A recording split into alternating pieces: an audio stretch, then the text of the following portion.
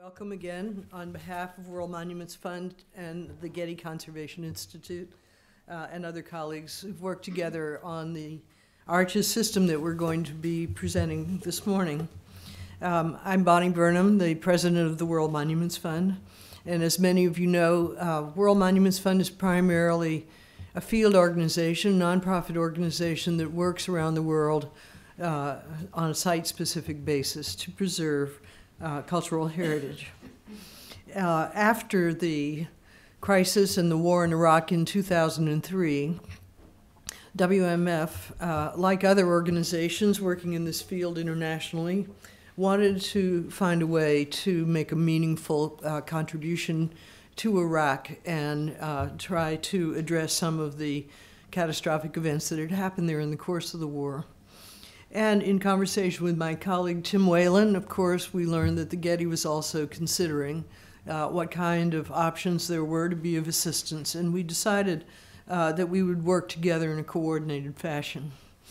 Ultimately, the Department of State joined our efforts and supported them, but that initial collaboration between WMF and GCI was the place where the idea of this database system came about. At the time, there was not much access to the ground in Iraq. It was the circumstances were very turbulent. And furthermore, the people who were responsible for cultural heritage in the country were trying to piece together a national structure for heritage management where there had virtually not been anything in place and where people had not been trained in conservation over the years under Saddam Hussein. And so we ultimately decided that the best thing that we could do to help Iraq in that particular moment was to provide training and to provide tools and resources. And we began developing the first version of the database that we'll be presenting today, which was called MEGA, for Middle Eastern Geodatabase for Antiquities. What happened then was that the Jordanians who had been hosting many of our meetings and training sessions with the Iraqis said that they would really like to have an opportunity to use this new database. And some of our colleagues at WMF had a long relationship working with Jordan on the evolution of its own national heritage management system. And so, in fact, Jordan became, and their Mega Jordan database became the first real trial of this system. And what we discovered was that although the Iraqis had to struggle with the idea of implementing something as sophisticated as this tool turned out to be, there was a real demand around the world for an update of a technological platform for which heritage institutions could maintain inventories. The irony is that virtually every country that has a heritage management system, which is virtually every country, has a system that's based on the idea of inventory. But the record keeping is generally out of date, inaccessible, and under-resourced in terms of the personnel who are devoted to it. And so this situation where there was no platform that anyone could acquire and no data system that anyone could buy that would really serve as an adequate tool was the point of foundation for arches. The investment for World Monuments Fund was a little bit unusual in that so much of our work does tend to be on the ground, and we ultimately in Iraq moved toward a site-specific program at Babylon. But we can cite the fact that through our World Monuments Watch, which is our global advocacy program, we encounter many, many sites that are at risk that may or may not survive in their present form. And that to have a resource that would help to record those sites and continue to gather information about them would be an extraordinarily powerful tool. And so perhaps one day even World Monuments Fund will be a user of its own system. But we do see much wider applications. First of all, it's an essential tool in planning. And I think we'll be hearing, I know we'll be hearing a little bit later today from people from the city of Los Angeles who have been one of the first implementers of the ARCHES system. And this is the goal that the state of Jordan has had in inventorying their archaeological sites in order to prevent new development from impacting those sites. And that was really the point of departure also when we began working on the database system for Iraq.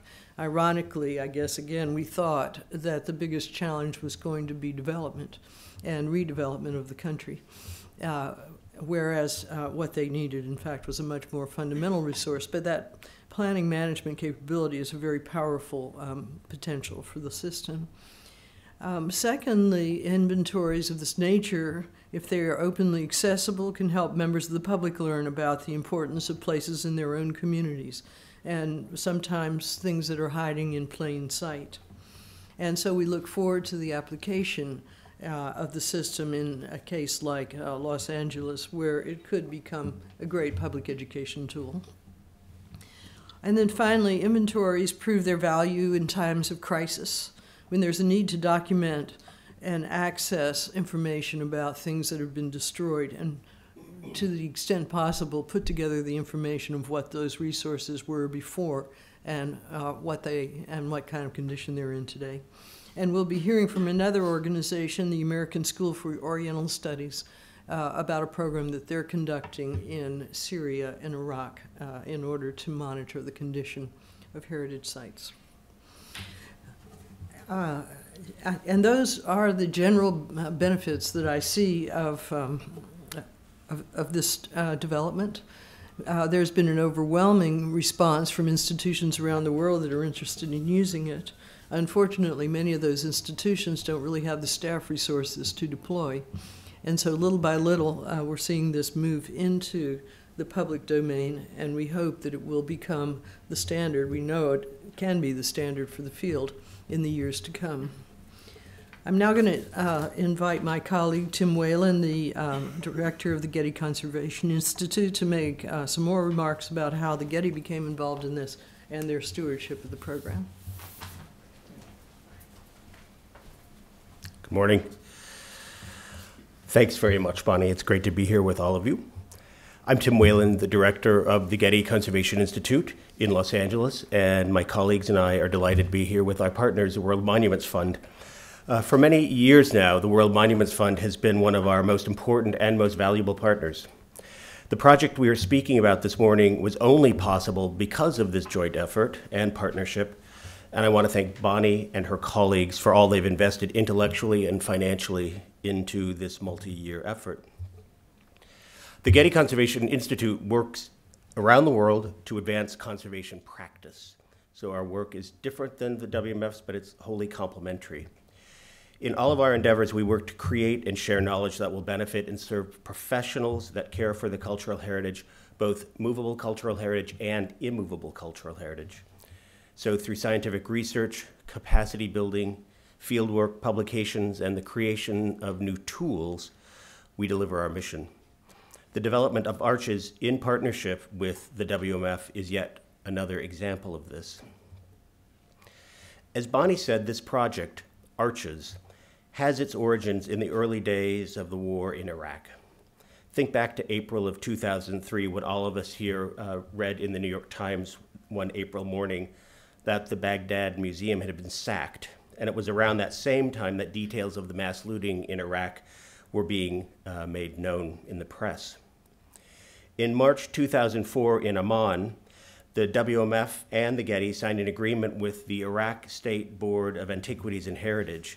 And over the coming 3 years, we were able to bring together more than 30 archaeologists from across Iraq to meet colleagues from the Middle East, from Europe, and from North America, and to share advancements in the field of cultural heritage conservation, from which they've been cut off for more than a decade. As Bonnie mentioned, MEGA, the Middle East Geodatabase for Antiquities, was created as part of this larger initiative. Together with Farallon Geographics in San Francisco, the World Monuments Fund and the GCI created a geospatial and web-based software platform, bilingual in Arabic and English, to deploy by the Iraq State Board for Antiquities and ultimately Jordan as well, to inventory and manage the archaeological records in those countries. But from MEGA, we learned a great deal about such a system's strengths and its weaknesses, and also about the challenges of implementing those systems in far-flung places. But nonetheless, we were once again reminded of the huge importance that inventories play and the fact that they are the first line of defense in the preservation of cultural heritage, whether that's in New York City or whether that's in lands controlled by ISIL at the moment. While MEGA served and continues to serve an important purpose, it was limited in its abilities beyond the archaeological heritage, and thus the notion of ARCH was born. ARCHES is a new tool that allows for the collection and management of data of the full spectrum of immovable cultural places, including archaeology, architecture, buildings, sites, monuments, districts, and landscapes.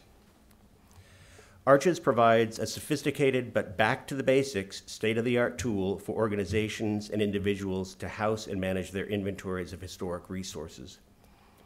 ARCHES incorporates widely adopted international standards for heritage inventories and offers a modern platform that can be customized to meet particular heritage, geographic, and political requirements. ARCHES is open source, so it can be freely downloaded by anyone at no cost. The takeaway here is that budget-strapped organizations do not have to pay an annual licensing fee to utilize ARCHES because it resides freely within the public realm. ARCHES incorporates internationally adopted standards for heritage inventories, semantic modeling, and information technology, leading to better practices in the creation and management of heritage data and the facilitation of data exchange and longevity in spite of advances in technology.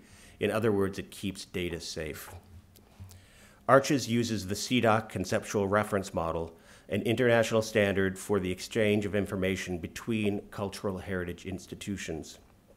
And finally, ARCHES is web-based for the widest possible access.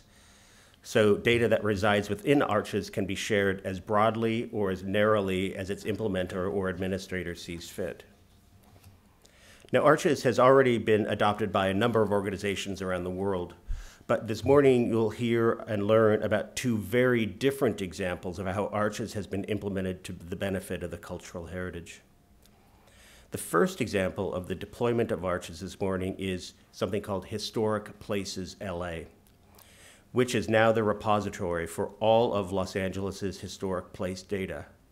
Now, I think this fact may puzzle our New York colleagues that even exists. Nonetheless, HPLA is the largest and most comprehensive implementation of ARCHES to date.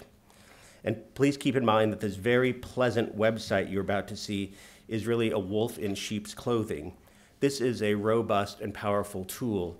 And when it was implemented in Los Angeles, the press kept talking about what a nice website it was. And indeed, it presents as a nice website. But what's important is the tools and the ability to manipulate it that resides behind what you'll be seeing here. And that's where administrators, agencies, projects have a new tool that they haven't had before. That said, I am now pleased to introduce Janet Hansen, Deputy Manager of the City of Los Angeles's Historic Resources Department in the Department of Planning.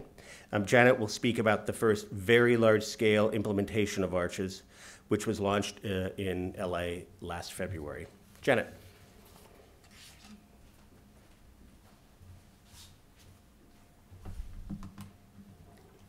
Thank you, Tim, and good morning. This is a screenshot of the homepage of Historic Places LA.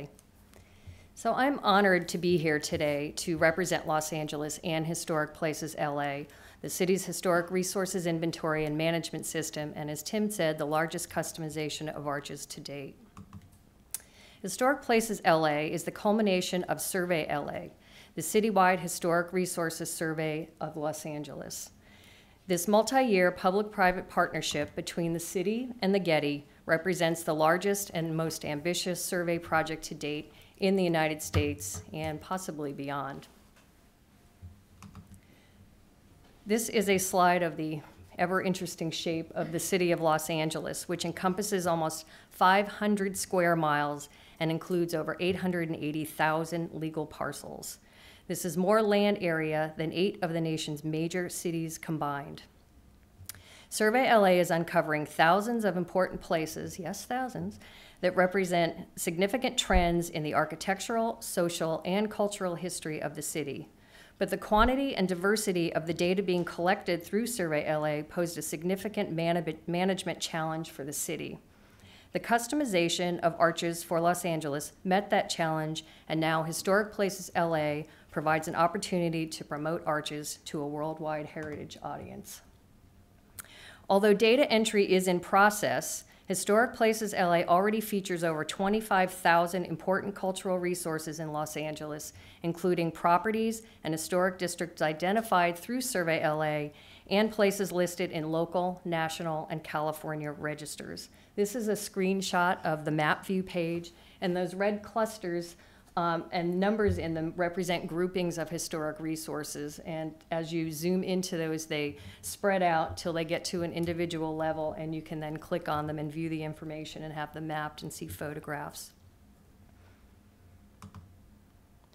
The system provides search and mapping capabilities and showcases the breadth and diversity of cultural resources in Los Angeles, which includes distinctive residential developments, such as an early Victorian-era streetcar neighborhood near downtown, and the Venice Canals tract of the early 20th century on the city's west side, and a vast range of post-World War II suburbs in the San Fernando Valley. Resource types range from commercial districts in the re-emerging downtown core to monumental bridges and other civic improvements, to folk art as exemplified in the Watts Towers, to auto showrooms and other symbols of the city's love affair with the automobile,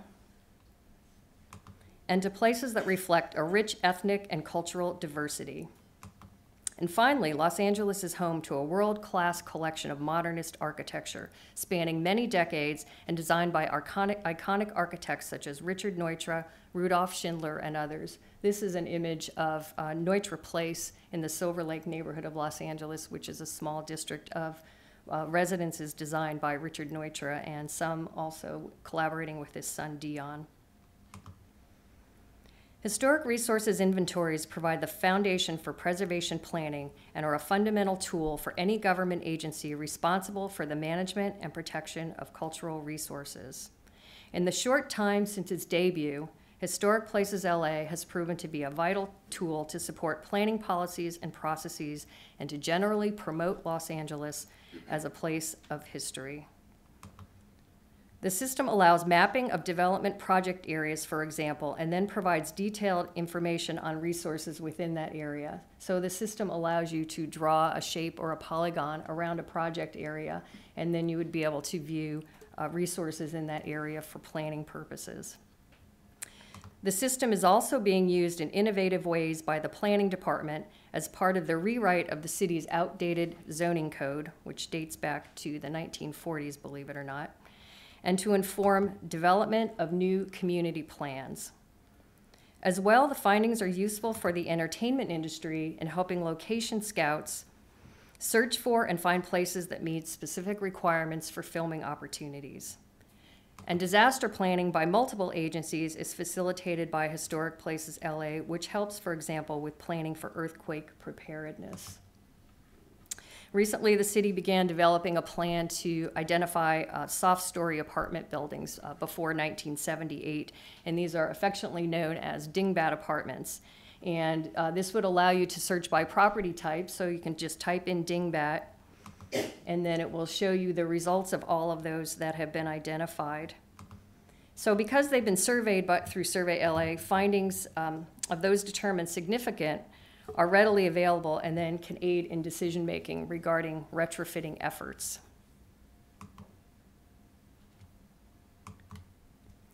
Historic Places LA is now the most advanced cultural resources management inventory system in the United States. As the system demonstrates, ARCHES is applicable to the work of government agencies in the U.S. and around the world charged with protecting heritage places, whether at the local, regional, or national levels.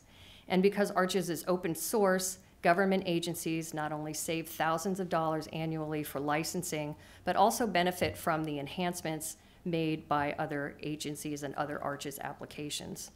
So in developing ARCHES, the World Monuments Fund and the Getty have made a groundbreaking contribution to the inventory of management of heritage resources worldwide, and LA is very proud to have been a participant in its development. Thank you.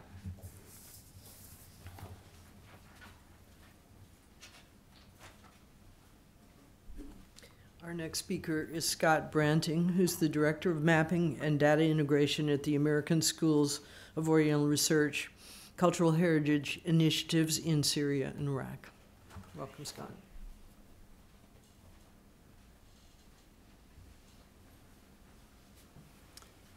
Thank you very much, Bonnie. Thank you to both the World Monuments Fund and the Getty Conservation Institute for hosting us and bringing us here to present to you today.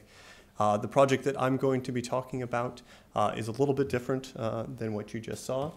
There are different difficulties that we face in a conflict situation in Syria and Iraq, where perhaps we don't want to let people know where some of the cultural heritage is, but still provide ways that we can monitor and check up on it and try and understand what is happening in a conflict situation.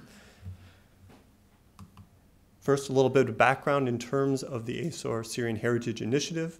And while the title says Syrian Heritage Initiative, our purview also includes ISIL-controlled portions of Iraq since last October.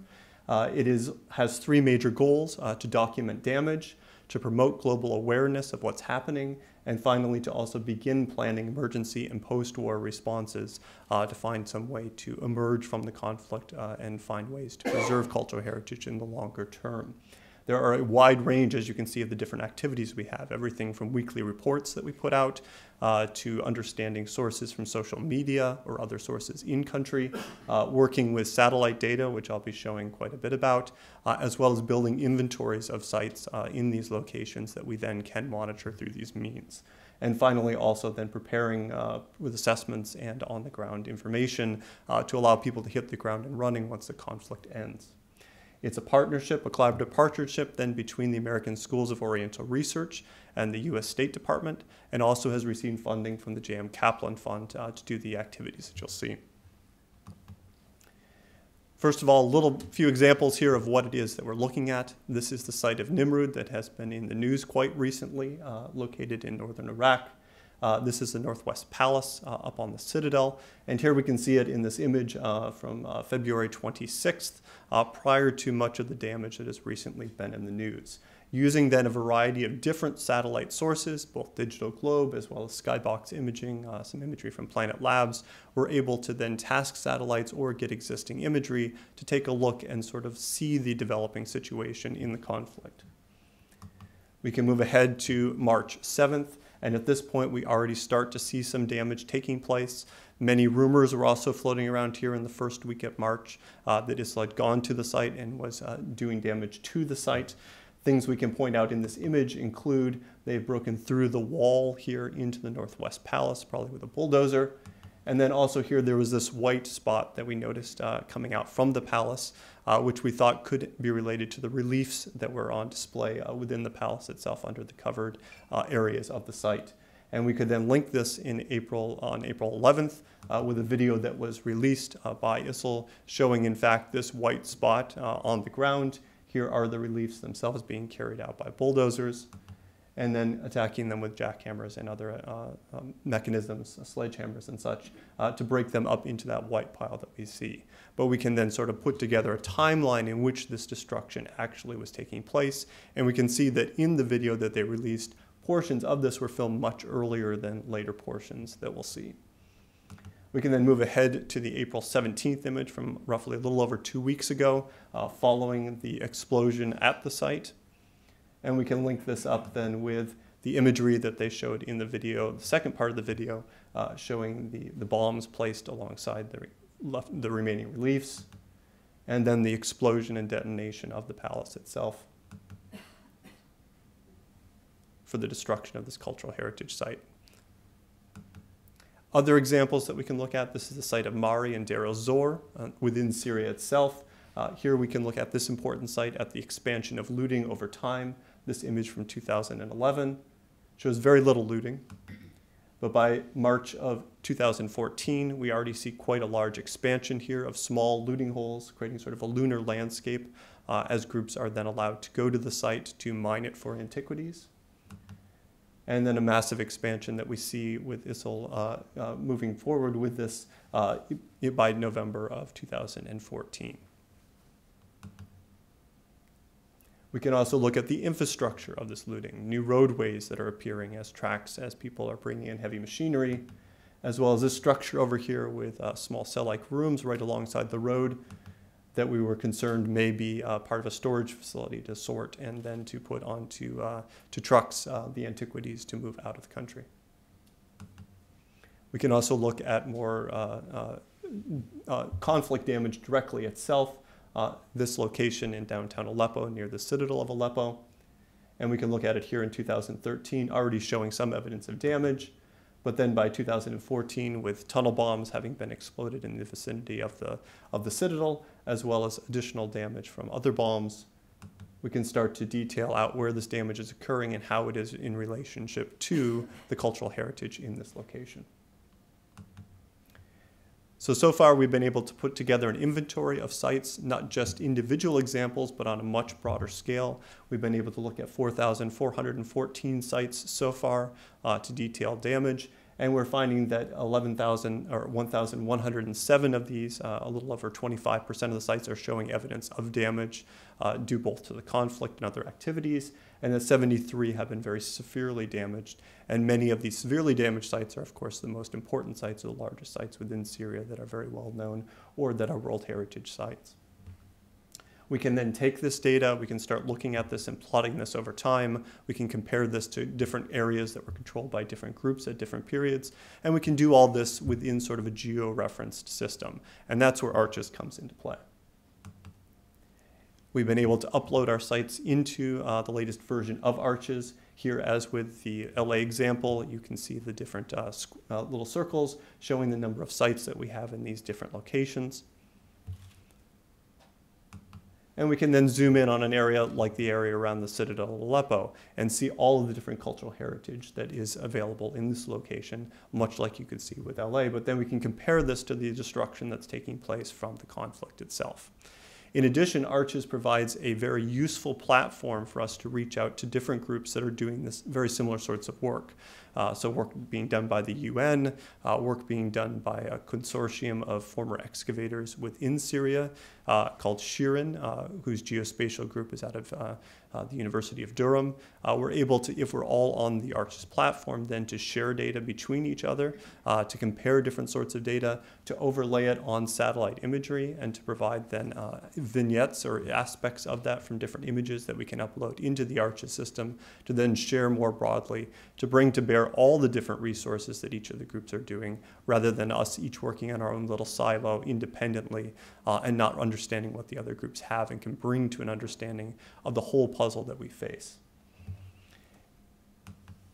In addition, we'll be using it for condition assessments. We'll have a variety of different experts that will be looking through the imagery as well as on-the-ground reports and comparing these, and then using a condition assessment wizard that was built within ARCHES version 3 for them to upload their detailed assessments of what is happening. You can see here the different steps that they can go through with a generalized description and basic condition. They can upload imagery that they might have either from on-the-ground sources or from satellites.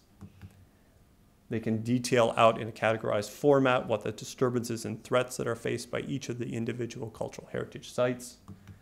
and finally some recommendations as to how we can move ahead.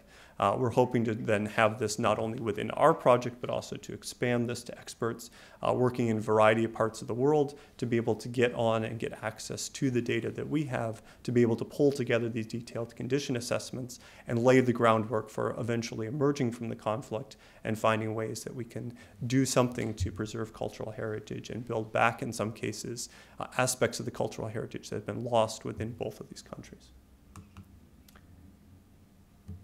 So the sort of system that we'll have envisioned, we'll have, for instance, here we have the site of Mari. You'll be able to pull up Mari, pull up a detailed report on it, and we'll be able to share this with the governments of the different countries as we move into the reconstruction phase, and also use this as the basis for experts out in the field to be doing detailed assessments once the conditions allow, and to manage these sites then moving forward for the long term. Thank you very much.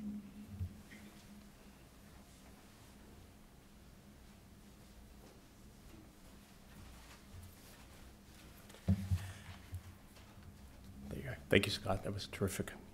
It's my pleasure to introduce Dennis Wuthrich, CEO and founder of Farallon Geographics in San Francisco. Dennis? There it is. Oh, sorry. I'm looking in the back of the room. Dennis and his team are the technical brains behind the code that powers Arches, and we couldn't have had a better partner than Dennis over these years. So thank you, Dennis. Thank you, Tim. Thanks, Tim. That's quite generous. I really appreciate that. This has been a really great project for us, remarkable in many ways. What I've been asked to do this morning is to give you a little bit of a better sense of how Arches actually works. And you'll be happy to know that I've excised almost every bit of technical jargon from my presentation this morning. But what I wanted to do is focus on two things, which are really incredibly difficult for just about any heritage inventory to do well. And that is to describe heritage inventory in a consistent way, firstly, and then to make it possible to understand the context in which to determine the significance of cultural heritage items. So I want to start with a very simple example. In fact, very simplistic example. So let's look at the problems that go along with describing cultural heritage. Here's a simple example. I've got a hammer here. And if I was to describe this, I'd call it a silver hammer. The problem is, when I use that terminology, it's really unclear what I'm ultimately referring to. Am I referring to the material that it's made of? Or am I referencing the color of the hammer? Or perhaps it's just a name. Or maybe silver represents the period that the artist was working within. So there are a number of ways in which just simple description becomes quite complicated, or at least ambiguous enough to make it difficult to really truly understand what you're describing. Traditionally, what systems have done is they've built software to handle this kind of ambiguity. And unfortunately, in the cultural heritage world, and I think by extension in just about every other discipline, the approach has been to build specific software intended solely for the use of that organization. And it ultimately ends up being a black box in which you put the data. And in fact, really in the world of cultural heritage, it's a whole series of black boxes, none of which really work well with one another.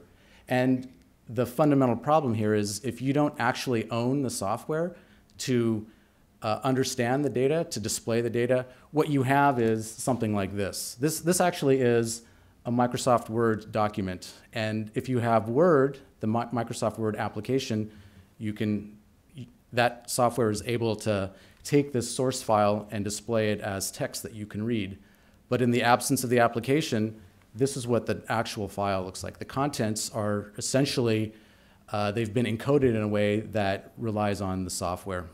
And this is a fundamental problem, and a problem that we set out to make sure that Arches avoided. We did not want to have the same problem in the cultural heritage world with Arches. So back to our hammer, how do we do it in Arches? We take a fundamentally different approach.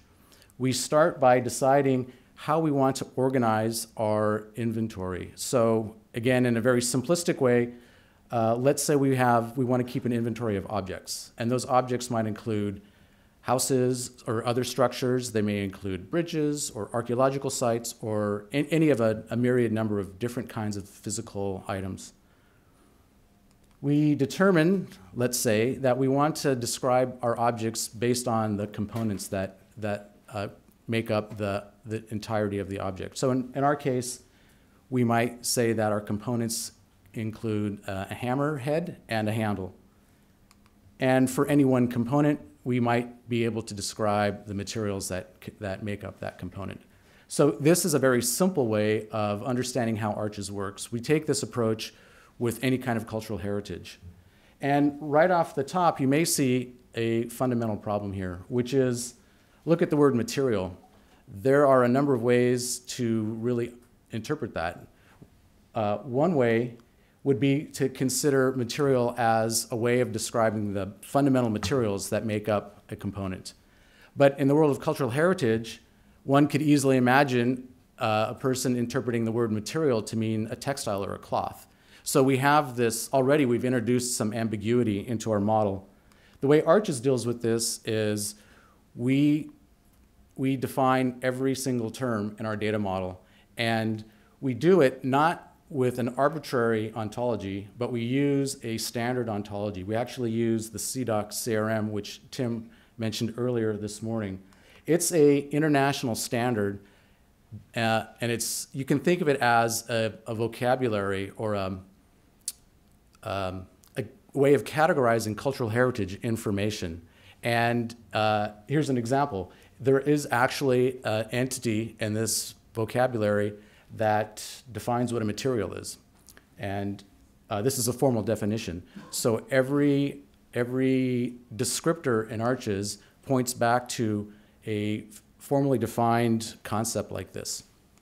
So now when we attach descriptions to each of our attributes, we know when we use the word silver that we actually mean it to be a material component, not a textile.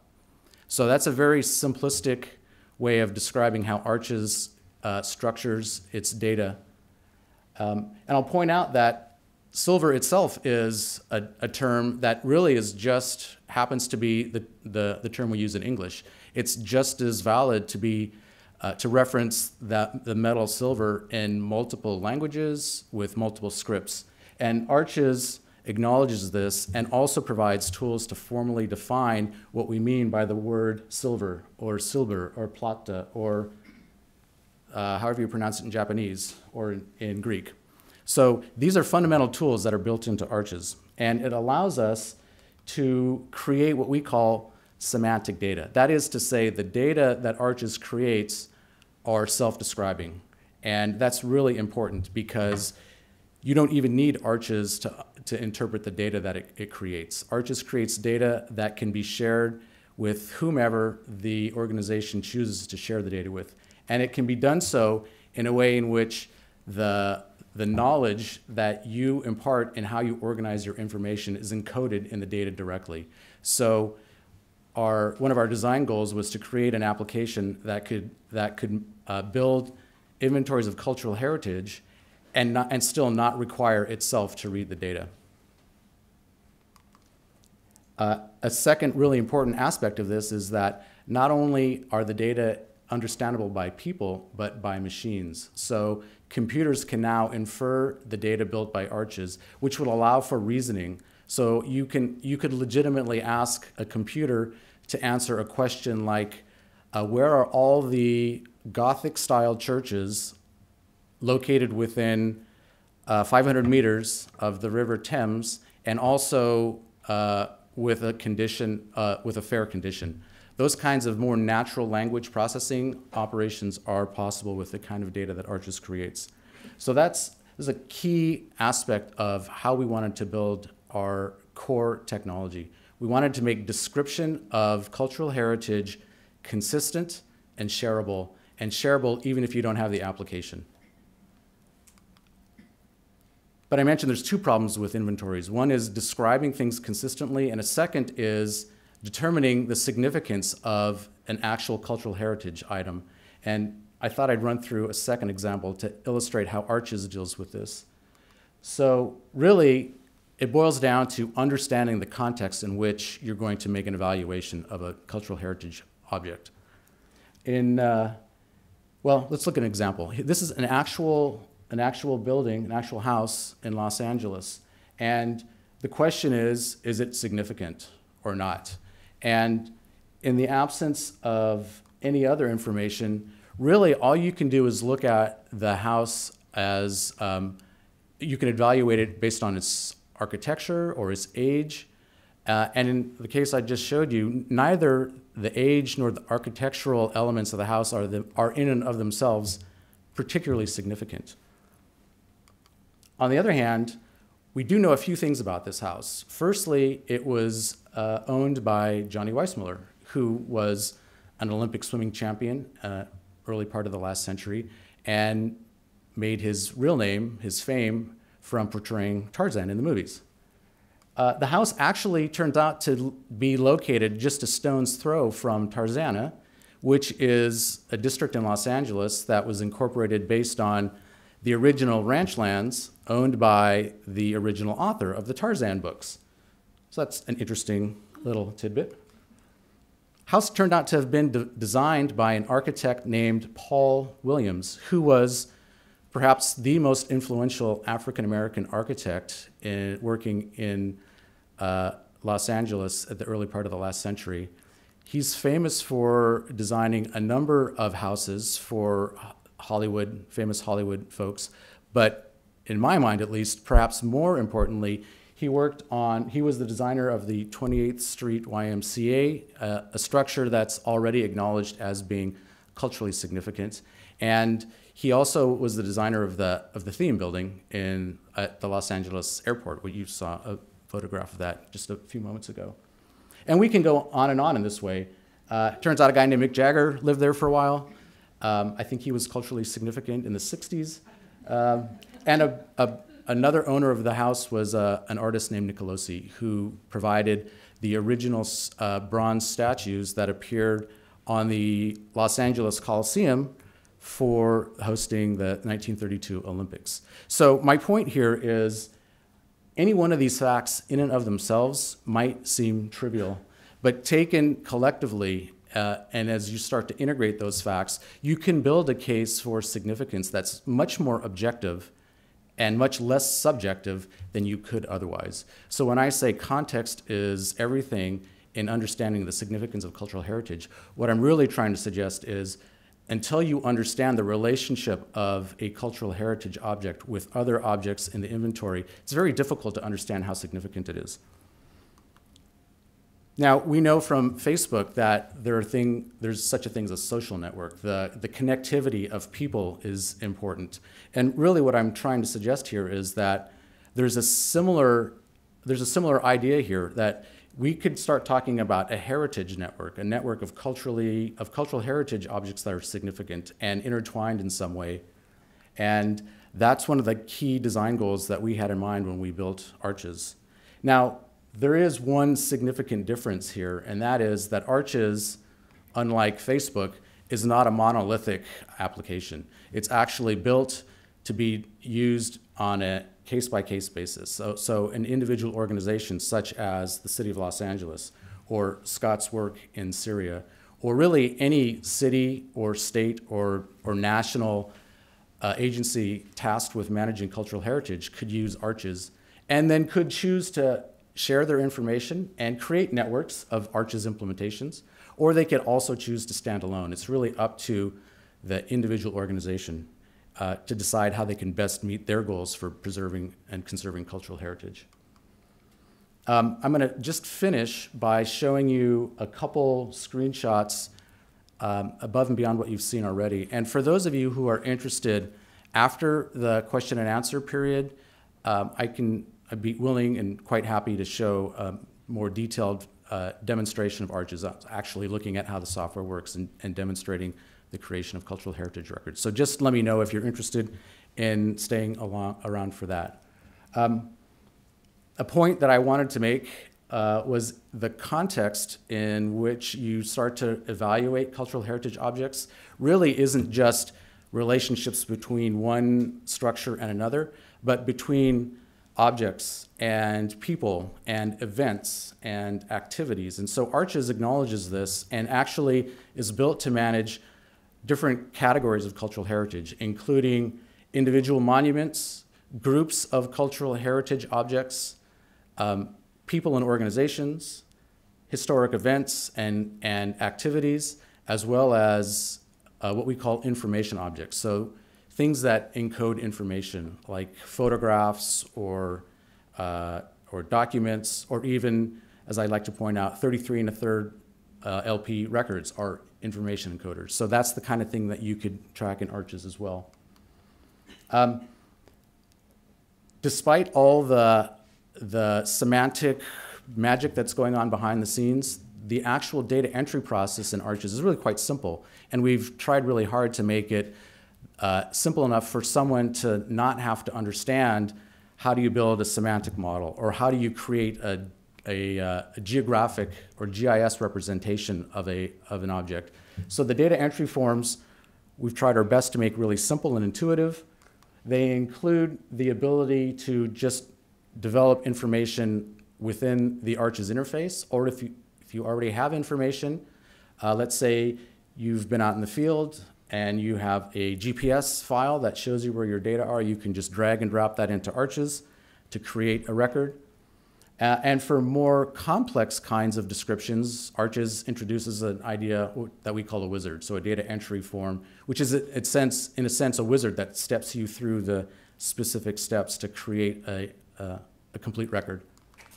And then probably the most key thing is within Arches is what we call a reference data manager. This is where you define the terminology that you want to use for describing your cultural heritage in a way that conforms to international standards. So what you're looking at here is an example of a thesaurus entry in Arches where we can define what we mean by the label gold. We can define it in multiple languages, and we can actually give it a real definition and insert it into a concept hierarchy. So Arches comes with the tools that you need to build your data and information models correctly and accurately. And with that, thank you very much for your attention.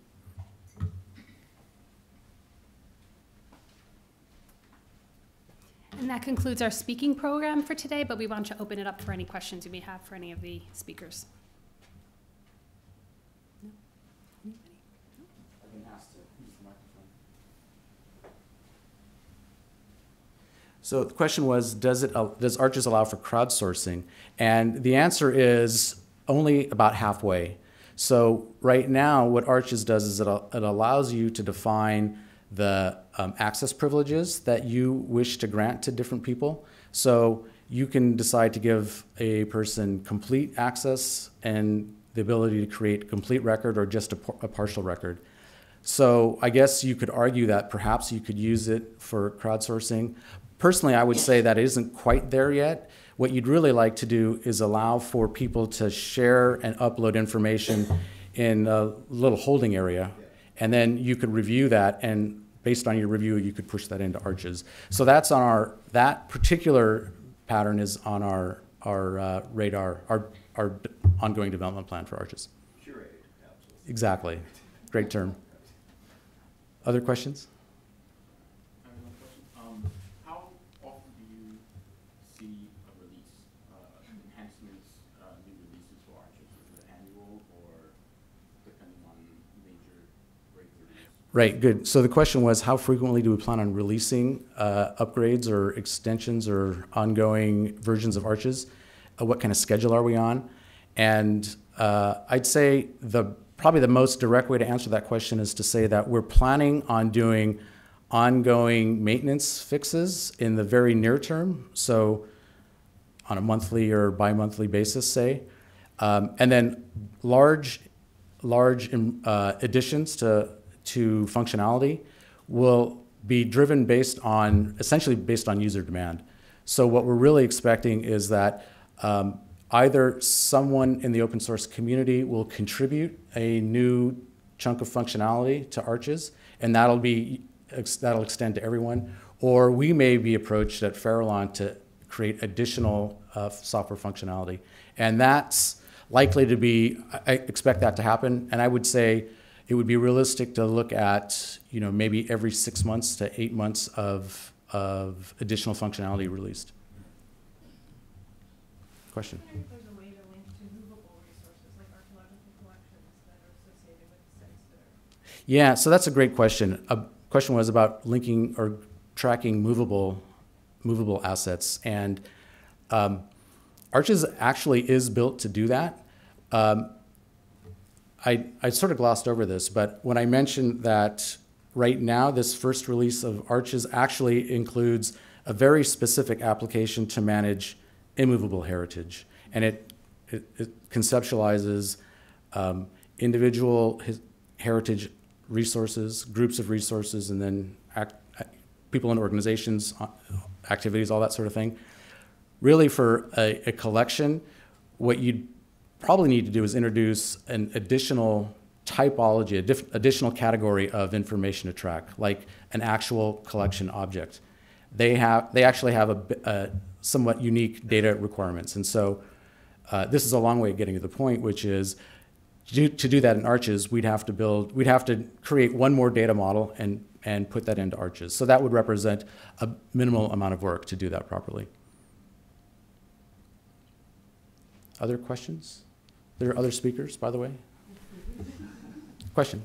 Have you done a project that has been principally done in Arabic yet? The Mega Jordan project was done principally in Arabic. In fact, if you look at the Kingdom of Jordan is continuing, that is the system of record for the Kingdom of Jordan, and they're using that system on a daily basis. And most of the records, in fact, I just checked the other morning, most of the records are coming in primarily as Arabic first.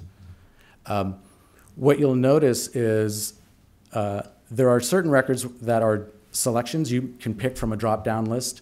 Those you can toggle between English and Arabic. And in ARCHES, you can toggle between really any languages you want. The actual information that you type in a free text sort of way, so like a description, is up to the person to decide how they want to enter that. And in Jordan, it is Arabic first. Additional questions, anyone? Okay, thank you.